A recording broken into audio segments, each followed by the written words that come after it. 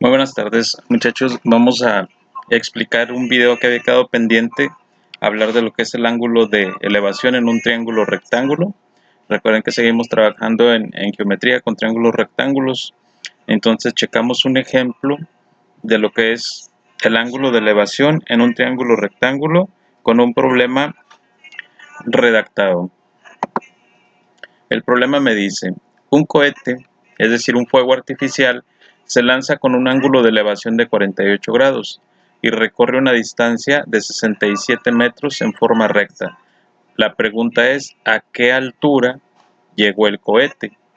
Fíjense bien, el ángulo de elevación lo lleva el cohete y sale en línea recta hasta alcanzar 67 metros.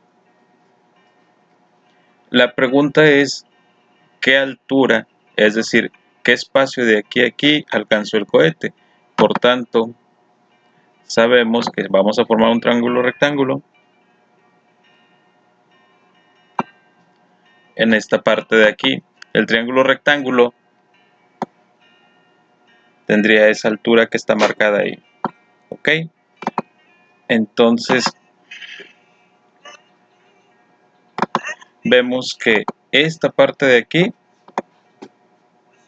es el ángulo de elevación, que tiene un valor de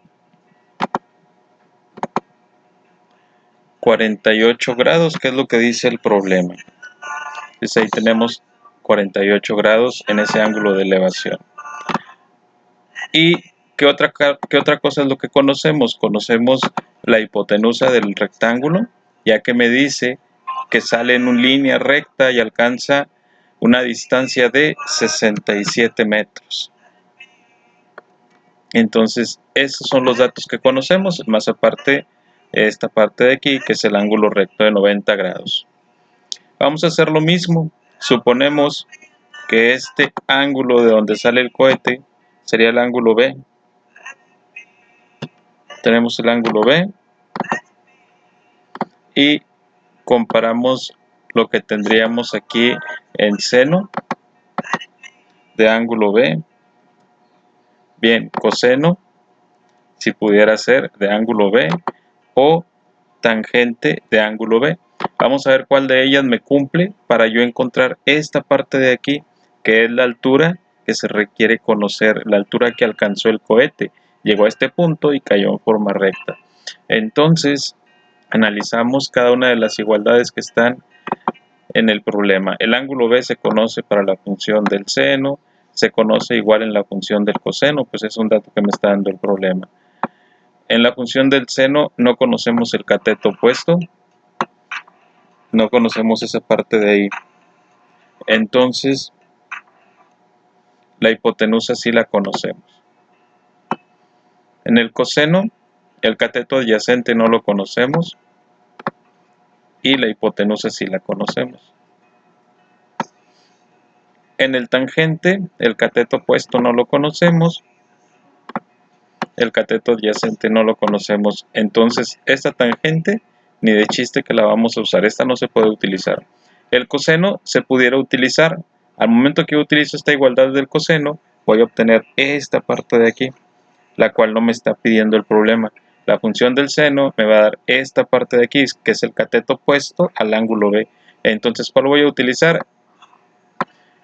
La función del seno es la que se va a utilizar. Entonces, fíjense bien, es similar a la anterior.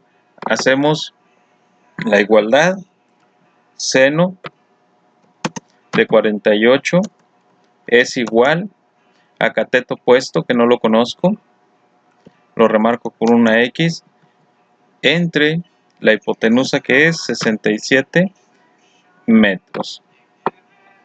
¿De acuerdo? Si nosotros despejamos para la X, este valor que se encuentra dividiendo pasará hacia el otro lado multiplicando.